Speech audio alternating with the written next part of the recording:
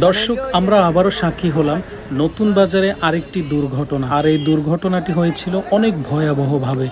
আপনারা দেখছেন ভিডিওতে যে এমনভাবে অ্যাক্সিডেন্টটা হয়েছে, পুরো রাস্তা জুড়ে ওই মানুষটার মজক সহ শরীরের অর্ধেকাংশ রাস্তার সাথে মিশে গেছে। আর এই অ্যাক্সিডেন্টটা হয়েছে নতুন বাজারের উত্তর দিকে, অর্থাৎ নতুন বাজারের উত্তর মাথায়। এখানে ইকোনো বাস দক্ষিণ দিক থেকে আসছিল। তখন ওই মুরব্বী মানুষ, যে মানুষটি অ্যাক্সিডেন্ট হয়েছিল, ওই মুরব্বী মানুষটি রাস্তা ক্রস করার চেষ্টা করছিলেন, কিন্তু বাসের গতি অনেক বেশি থাকায় বাস কন্ট্রোল হারা হয়ে যায় এবং শেষমেশ ওই মানুষটিকে রাস্তার উপরেই ফেঁসে ফেলে। দেখেন, একজন মানুষ তার মজুরগুলো কুড়িয়ে নিচ্ছে।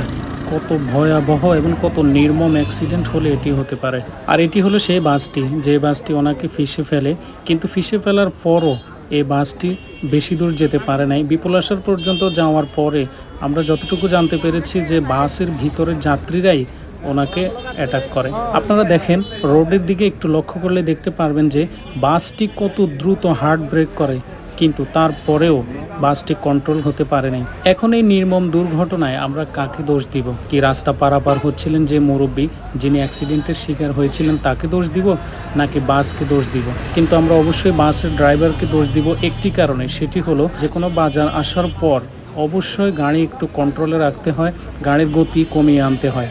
কিন্তু তিনি গাড়ির গতি কমিয়ে আনেননি।